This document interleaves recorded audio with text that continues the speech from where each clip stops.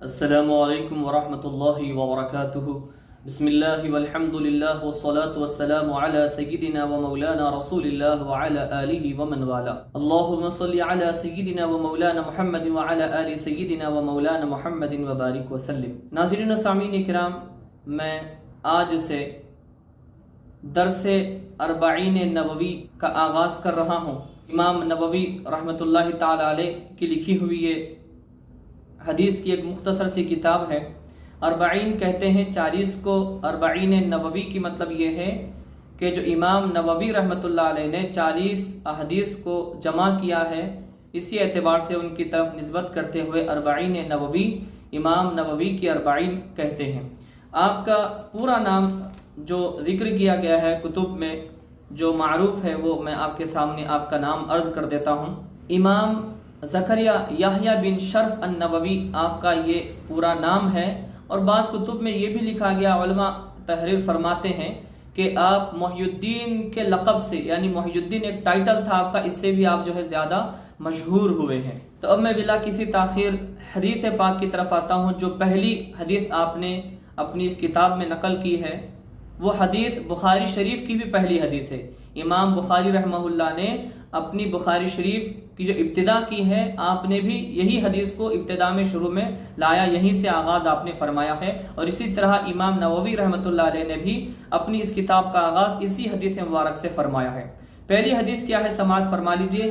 عن امیر المؤمنین ابی حفص عمر بن الخطاب رضی اللہ تعالی عنہ، حضرت امیر المومنین عمر بن خطاب رضی اللہ تعالیٰ عنہ خلیفہ دوم سے یہ روایت ہے، قال سمعت رسول اللہ صلی اللہ علیہ وآلہ وسلم، فرماتے ہیں کہ میں نے اللہ کے رسول صلی اللہ علیہ وآلہ وسلم کو یہ فرماتے ہوئے سنا، یقول، آقا علیہ الصلوۃ والسلام ارشاد فرماتے ہیں، انما الاعمال بالنیات، بے شک تمام اعمال کا دار و مدار، یہاں پر عمل کی جمع اعمال ہے، ہر ایک عمل کا دار و مدار نیت پر ہے، انسان کی نیت پر ہے۔ میں آگے اس کی وضاحت کروں گا، مکمل ہم پہلے حدیث پاک اس کا ترجمہ مفہوم سمجھ لیتے ہیں۔ وَإِنَّمَا لِكُلِّ امْرِئٍ مَّا نَوَىٰ، اور ہر شخص کے لیے وہی کچھ ہے جس کی اس نے نیت کی تھی۔ فَمَنْ كَانَتْ هِجْرَتُهُ إِلَى اللَّهِ وَرَسُولِهِ، چنانچہ اس کی ہجرت اللہ اور اس کے رسول صلی اللہ علیہ وآلہ وسلم کے لیے ہے۔ فَهِجْرَتُهُ إِلَى اللَّهِ وَرَسُولِهِ، پس اس کی ہجرت اللہ اور اس کے رسول کے لیے ہی ہے۔ وَمَنْ كَانَتْ هِجْرَتُهُ لِدُنْيَا يُصِيبُهَا أَوْ امْرَأَةٍ يَنْكِحُهَا فَهِجْرَتُهُ إِلَى مَا هَاجَرَ إِلَيْهِ، اور جس کی نیت دنیا حاصل کرنے یا عورت سے نکاح کرنے کے لیے ہے تو اس کی ہجرت اسی کے لیے ہے۔ تو ناظرین سامعین کرام، یہ حدیث پاک کا متن اور ترجمہ آپ نے سماعت فرما لیا۔ اب اس کی میں وضاحت کی طرف آتا ہوں۔ یہاں پر ہم کو کیا نتیجہ مل رہا ہے، اس سے ہم کیا سیکھ رہے ہیں، اس حدیث مبارک سے ہم کو سبق کیا مل رہا ہے، وہ میں آپ کے سامنے عرض کرتا ہوں۔ یہاں پر سب سے زیادہ دو چیزوں پر فوکس کیا گیا اس حدیث مبارکہ میں، سب سے پہلے نیت پر اور دوسرا ہجرت پر۔ اس میں کیا فرق ہے، یہاں پر ذکر کرنے کا مقصد کیا ہے، وہ میں آپ کے سامنے انشاءاللہ تعالی عرض کرتا ہوں۔ کوئی بھی عمل بغیر نیت کے مکمل نہیں ہوتا۔ انسان پہلے نیت کرتا ہے، پھر اس کو عملی شکل دیتا ہے۔ عمل کا صلہ، رد و قبول، فساد، یہ سب انسان کی نیت کے مطابق ہی ہوتا ہے۔ نیت اگر نیک ہے، مباحات پر بھی اللہ تبارک و تعالیٰ کثیر اجر و ثواب عطا فرماتا ہے۔ اگر آپ کی نیت نیک ہے، مباحات مطلب آپ سوتے ہیں، جاگتے ہیں، آپ کاروبار کرتے ہیں، بزنس کرتے ہیں، جاب کرتے ہیں، اپنے اہل و عیال پر خرچ کرتے ہیں، دوسروں کی مدد کرتے ہیں، تو یہ مباحات بھی آپ کے لیے بڑے اجر و ثواب کی شکل اختیار کر لیتے ہیں اگر آپ کی نیت اچھی ہو۔ مباحات مطلب چھوٹے عمل، یعنی کہ جس کو آپ کریں گے تو ثواب ملے گا، نہیں کریں گے تو کوئی گناہ آپ کو نہیں ملے گا۔ یہ مباحات یعنی کہ چھوٹی چھوٹی چیزوں میں بھی اللہ آپ کو بڑا اجر عطا فرمائے گا اگر آپ کی نیت اچھی ہے، نیک ہے تب۔ اب نیت کی دو قسمیں بنتی ہیں، جو ہمارے علماء بیان کرتے ہیں نیت کی دو قسمیں بنیں گی۔ ایک نیت اللہ کی خاطر، ایک نیت بندوں کے خاطر۔ اگر آپ کی نیت خالص اللہ رب العالمین کے لیے ہے، آپ صدقہ خیرات کریں، آپ زکوٰۃ دیں، غربا مساکین کو کھلائیں، یتیموں بیواؤں کی مدد کریں، اللہ کی خاطر آپ کی نیت ہے، اللہ دیکھے، اللہ اس کا اجر دے، آپ کو یقیناً ثواب ملے گا۔ لیکن آپ کی نیت یہ ہے کہ لوگ دیکھیں، قوم دیکھے، عوام دیکھے، ریاکاری آپ کے اندر آ جاتی ہے، تو پھر آپ جتنا زیادہ سے زیادہ خرچہ کر لیں، پہاڑ کے برابر سونا بھی آپ خرچ کر لیں، آپ کو اس پر اجر نہیں ملے گا، کوئی ثواب نہیں ملے گا۔ اس کے مقابل میں آپ جو ہے پھر گناہگار ہو سکتے ہیں، کیونکہ نیک عمل کے لیے آپ نے دکھاوا کیا تھا۔ تو نیت کی اہمیت بہت زیادہ ہے۔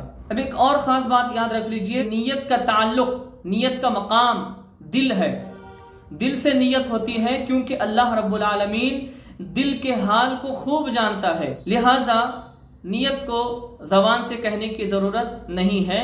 تو جیسے ہم رمضان شریف میں، یہ میرا پہلا درس ہو رہا ہے، رمضان شریف کا مہینہ ہے، اس میں بہت سارے لوگ کنفیوز رہتے ہیں کہ ہم کو نیت کرنی چاہیے، نیت پڑھنی چاہیے، ہم کو تو پڑھنے نہیں آتی، کیسے نیت کریں؟ نہیں بھائی، آپ کو معلوم ہے کہ آپ سحری میں اٹھے ہیں، سحری کر رہے ہیں، آپ کا کیا مقصد ہے کہ مجھے روزہ رکھنا ہے، تو بس یہی آپ کی نیت ہے، آپ دل میں ارادہ کر لیے، آپ سوچ لیا، آپ کی فکر میں وہ آ گیا، تو بس یہی آپ کی نیت ہے، آپ کی نیت ہو گئی۔